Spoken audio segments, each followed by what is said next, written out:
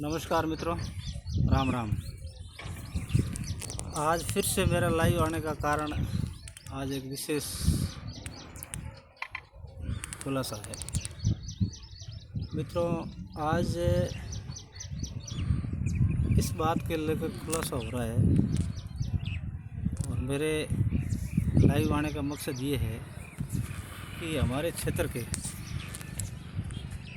अन्य राज्यों में, देश विदेश में जो लोग बैठे हैं उनको सावचेत करने हेतु मैं आज कुछ बात बताना चाहता हूँ। आप अपना घर परिवार छोड़कर दो पीढ़ी से पर प्रांत में, पर देश में आप व्यापार करते हो, वहाँ अच्छा पैसा भी कमाते हो, उस स्टेट को टैक्स देते हो और कुछ पैसे बचाकर अपने घर परिवार का, समाज का, क्षेत्र का विकास भी करते हो, जिसमें सामाजिक सरोकार है, अस्पताल बनाते हो, विद्यालय है और नाना प्रकार के आयोजन करते हो। उसी के साथ आप राजनीतिक सहभागिता भी निभाते हैं। समय समय पर आप नेताओं को चंदा देते हैं और उनसे पहचान करने के लिए अपने घर परिवार बताते हो। और नेता लोग क्या करते हैं, फिर आपको अपनी नज़र में डाल लेते हैं और नज़र में डालकर फिर विभिन्न तरह के आपके चारों तरफ ट्रैप बुनते हैं और उस जाल में आप आसानी से फंस जाते हो। तो मेरे कहने का मतलब है कि ऐसे लोग व्यापार में पारंगत हैं, लेकिन यहाँ की जो हकीकत वस्तु स्थिति है उससे वाकिफ नहीं होते। यहाँ से लोग जाते हैं, आपको विभिन्न तरह के प्रलोभन देकर, जिसमें प्लॉटिंग है और भी प्रॉपर्टियाँ हैं, ठेकेदारी है, ऐसे आयोजनों में आपका इन्वेस्टमेंट करवा देते हैं। फिर लास्ट में आपके साथ धोखा ही होता है। और मित्रों, धोखा हमेशा विश्वास में होता है। बिना विश्वास के धोखा असंभव है। धोखे की गुंजाइश है नहीं अगर आप विश्वास नहीं करोगे तो। आज हम इसी संदर्भ में बात कर रहे हैं राजनीति, बाबा और पत्रकार। अभी हाल ही में इन तीनों ने मिलकर अहमदाबाद में आपेश्वर इंडस्ट्री के नाम से एक करीब 300 करोड़ का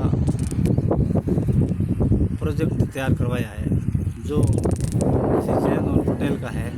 लेकिन नेताजी, बाबा जी और पत्रकार महोदय, इन्होंने मिलकर ऐसा आपके चारों तरफ जाल बुना है कि आप उसमें फंसते नजर आ रहे हैं।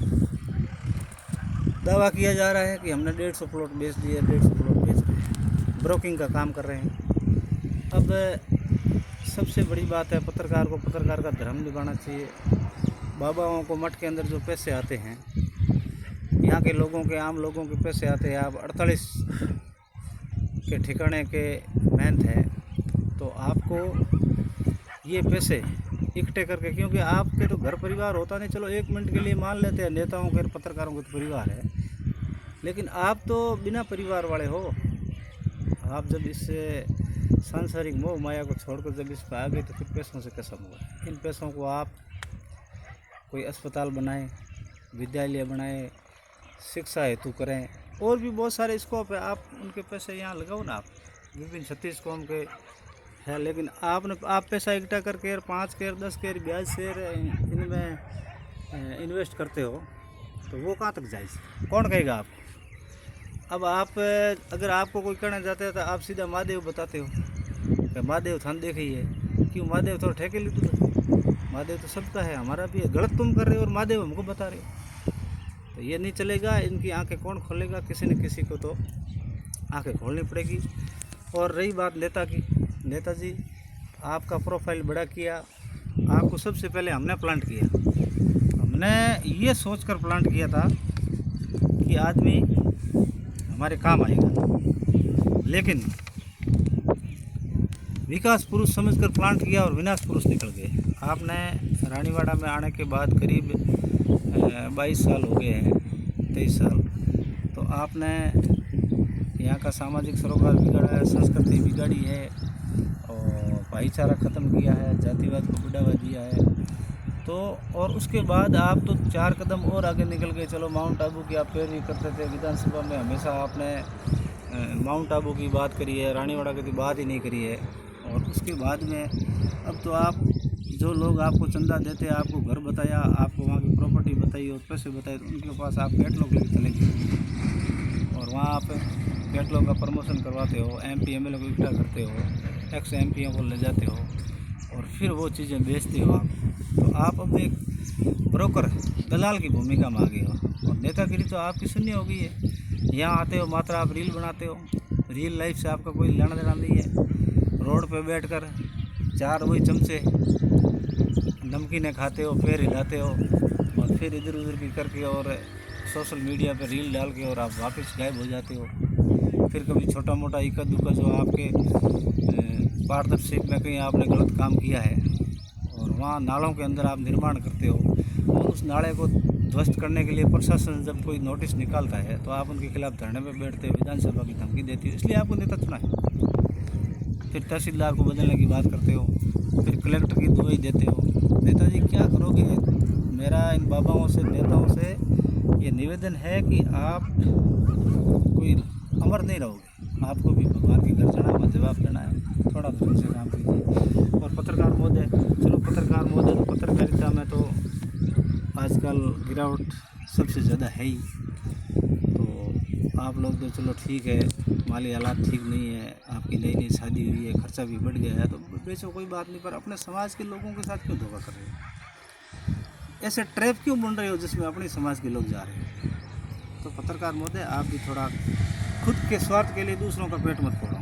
अब ये आपेश्वर इंडस्ट्री आपने बाकरोल के अंदर मोतीपुरा के पास स्थापित करी है, तो वो रिंग रोड से 15-20 किलोमीटर दूर है और मेन रोड जो इंदौर हाईवे है उससे तो 5 किलोमीटर अंदर की साइड है, जहाँ 6 फीट की मात्र रोड है और वहाँ बाकरोल GIDC से 7-8 किलोमीटर दूर है। तो वहाँ पर इंडस्ट्री आते आते कितने साल लग जाएंगे। मैं जहाँ बैठा हूँ, यहाँ एक मिनट कैमरा घुमा, मेरे सामने ये जो लाबू जी का क्रेशर है और ये जो देख रहे हो ना आप, जो गाय खड़ी है ये, यहाँ एक आज से 15 साल पहले कॉलोनी कटी थी 1 लाख रुपये के भाव में। तो यहाँ आज भी 1 लाख रुपये के भाव नहीं है। तो आप बागरोल में ज़मीन लेके क्या करोगे साहब? वहाँ आज 4,000-3,000 के भाव है और वहाँ आप 10,000 बाहर से बेचारे इन भोले भाले व्यापारियों को आप ज़मीनें बेच रहे हो, जो आपके ज़्यादा करीब है उनको ज़्यादा महंगी दे रहे हो। 10,000 रुपये बाहर वहाँ जा जाते आपको 15-20 साल और लगेंगे, हो जाएगी लेकिन 15-20 साल बाद में। तो आज आपका इन्वेस्टमेंट रुक रहा है। और एक बार मेरा आपसे आग्रह है कि नेताजी का काम ही फ्रॉडिंग का है। इन्होंने शुरू से ही बाणियाँ ही पकड़िया, बाणियाँ मान लेनियो है और बाणियाँ के जतरो गालनो अतरो घणे गालियो है, ऐसे ही बाणियाँ लार पूरा जो ज़मीन कोई बाणियाँ है बटे NOC रजिस्टर सब देख लेना। मैं इसी बात पर कहना चाहूँगा कि धोलेरा स्मार्ट सिटी बनी थी अहमदाबाद से आगे, तो वहाँ पर एक जयपुर की कंपनी आई, उसने फ्रॉडिंग करके लोगों के 1000 करोड़ रुपए इन्वेस्ट करा दिए और एक एक रजिस्ट्री को 4-4 बार करवा दिया कि यार वहाँ पर बिल्कुल भी विकास नहीं हुआ। तो लोग मतलब धक्के से महसूस हो रहे हैं। यहाँ भी नेताजी के मामा जी भांजे में मिलकर एक शांति सुरेश्वर जी क्रेडिट सोसाइटी का भी एक गठन किया था, जिसमें सबसे जो रानीवाड़ा में आपके कांग्रेस के कार्यकर्ता थे जो परिचित थे उन सबसे पैसे ले गए थे। 1 रुपया किसी को वापस नहीं दिया, अपनी क्रेडिट हुई, उसमें हम भी थे, हमसे भी थोड़ा बहुत लिया गया था। कितना लिया गया वो तो याद नहीं, पर कुछ अंश हमसे लिया गया। तो वो पैसा लेकर आप लग्जरी बसें ले आए, लग्जरी बस लाकर आपने अपना बिजनेस सेट कर लिया। हालांकि बचा आपके पास भी कुछ नहीं, लोगों का पैसा था, बस एक्सीडेंट हुई, बाज बसी धूल बाट हो गई, थोड़ा नहीं रहे हो कहीं बने, पर लोगों की जेब काट ली। तो ये काम है नेताजी का, मैं कह रहा हूँ और सही कह रहा हूँ। और इस चीज़ को आप सेव कर लेना। ये चीज़ें अगर आपके सामने नहीं आवे तो आप कहोगे वो मेंटेन भुगतने को तैयार हूँ। मैं तो जानता हूँ सर। अब वो बागरोल में जो आपेश्वर इंडस्ट्री के लिए ज़मीन दी है उनको भी मैं कहना चाहूँगा कि फ्रॉडिंग दोनों तरफ होगी, आपको भी छोड़ेगा नहीं और नए इन्वेस्टमेंट करने वालों को छोड़ेगा।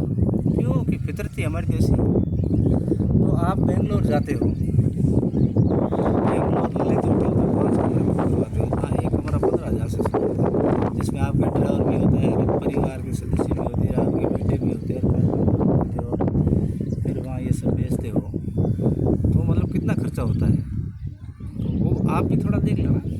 अब नेक्स्ट टूर नेताजी का, जहाँ तक हमें सूत्रों से पता चला है, नेक्स्ट टूर आपका हैदराबाद का है। उसके बाद आप कोयम्बटूर भी जाएंगे, उसके बाद आप दक्षिण भारत के चेन्नई में भी जाएंगे, फिर मुंबई भी जाएंगे, सूरत अहमदाबाद तक आप जाओगे। लेकिन जो जो इनके ज़्यादा करीब है उन्हीं को लूटा जाता है हमेशा ऐसे मामलों में। जैसे कुछ सोसाइटियाँ होती है, कुछ गलत उल्टे सीधे इन्वेस्टमेंट करवाने होते हैं, एक के नीचे 3 बनाओ, ये होता है, तो हमेशा वहाँ पर रिश्तेदारों के साथ ही चीटिंग होती है। तो आप लोग ये करने जा रहे हो और ज़मीन का पेपर चेक कर लेना, पैसा कमाया बाहर, और फिर आप किसी को नहीं तो कह पाओगे और न किसी को सुना पाओगे, न इसको पचा पाओगे। तो इसलिए मेरा व्यापारी भाइयों से अनुरोध है कि आप लोग इस पर ध्यान देना। और रही बात अपने समाज के सोसाइटी के लोगों से, मेरा अनुरोध है कि एक बार एक जंगल कट रहा था और कुल्हाड़ियाँ की धार दी जा रही थी, लेकिन पेड़ों को ये कहा गया कि भाई कुल्हाड़ी के अंदर जो लकड़ी है वो अपने समाज की है। पेड़ खुश थे, कुल्हाड़ी खुश थी और डंडा भी खुश था, लेकिन आखिर में नुकसान पेड़ को ही हो रहा था, जंगल कट रहा था। तो मेरा कहने का मतलब आप समझ गए होंगे। और फिर नेताजी की बात पे आते हैं। आप लोग 2-3 महीने बाद एक बार आते हो, आके और छोटा मोटा धरना प्रदर्शन कर लेते हो, उसमें रील बना लेते हो और फिर 2-2 महीने गायब हो जाते हो। लोगों का कोई सरोकार नहीं है, पानी से, बिजली से लेके, जल जीवन से लेके, या सड़क से लेके कितने भ्रष्टाचार हो रहे हैं, कोई सुनने वाला नहीं है। आखिर आम आदमी जाए कहाँ बताऊँ?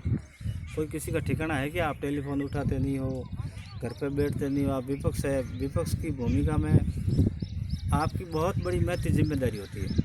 चलो पक्ष का तो मामला अलग है, अपने तो मैं तो पक्ष की बात क्यों करूँ, कैसे करूँ? पक्ष में तो चलो इनका शासन है तो गलत काम करते भी होंगे, लेकिन विपक्ष का काम है उनकी पोल खोलना। आप तो कुछ कर ही नहीं रहे हो और 2 घंटे बैठ के धरना उठा लेते हो और आप खुद अतिक्रमी हो। माउंट आबू में आपके गली नंबर 403 गिराने की बात आई तो आप जोगाराम जी के पास चले गए और जोगाराम जी के पास जाकर आपने सिफारिश करा के हाई कोर्ट से स्टे लिया 1.5 महीने का। तो फिर आखिर वो आम रास्ता, जैसे सुखराम जी कहते हैं कि भाई किसी का आम रास्ता रोकोगे तो आपकी औलाद बिगड़ेगी, तो सुखराम जी जैसे संत अगर कह रहे तो सही बात कह रहे हम। तो अगर आप किसी का गली बंद कर रहे हो, आप 2 गाँव की गलियाँ बिल्कुल, जो रास्ता है 10-15 फीट का और वो लंबा है काफ़ी, तो आपकी प्रॉपर्टी से सटा हुआ है, तो उसको आपने बंद करके उस पर दुकानें बना दी, नाले पे दुकानें बना दी और आप फिर दूसरों को भाषण देते हो। और नेताजी पुनः मैं एक बार आपसे कहना चाहूँगा कि आपने मेरे को दबाने के लिए 1000 दिन से अनवरत नाकाम कोशिश से करी है, लेकिन आपने वीडियो भी रिलीज़ कराए, विभिन्न धर्मों के जातियों के लोगों से ज्ञापन दिलाने की कोशिश करी, लेकिन अभी तक आप मेरा बाल भी बांका नहीं करते। 5-4 बार आपने मुकदमे भी दर्ज करे, लेकिन पुलिस ने उसको बिल्कुल झूठा मानकर अहमदाबाद से लेके अपने माउंट आबू से लेके डीजी तक और सांचौर में कामले तक की धमकी देकर आपने हमारे खिलाफ मुकदमे दर्ज करवाए। क्या फ़र्क पड़ा बताओ? कोई कुछ फ़र्क नहीं पड़ रहा है। क्यों? कि हम हमारी जगह सही है। और अब आप धमकी देते हो 2028 की, आप 2028 की दो ही देते हो, 2028 आने दो, लेकिन नेताजी मैं आपको कहता हूँ 2027 आने दो, देखते हैं कौन किस पे भारी पड़ता है। आप 28 की धमकी दे रहे हो, मैं 2027 की दे रहा हूँ और देखते हैं 27 और 28 में कौन बाजी मारता है। इसी के साथ पुनः एक बार मेरा प्रदेश में रह रहे लोगों का, यहाँ के व्यापारियों का और आम लोगों के जो देश और में धंधा कर रहे हैं, उनसे मेरी अपील है कि आप व्यापार में होशियार हो, पारंगत हो, तो इसमें भरोसा किसी को भी मत करो। आप बिल्कुल पेपर वगैरह चेक करो। प्रॉपर्टी लेनी तो ठीक है, लेकिन महंगी बहुत है, डबल भाव में आपको दे रहे हैं, आपके खिलाफ ट्रैप बुना जा रहा है, जाल बुना जा रहा है। आपको समझ में आएगा तब आएगा, लेकिन जो भाई उतर गए हैं वो तो ठीक है, और जो नहीं उतरे हैं वो ध्यान से उतरे। इसी के साथ मैं मेरी वाणी को विराम देता हूँ। धन्यवाद। जय हिंद।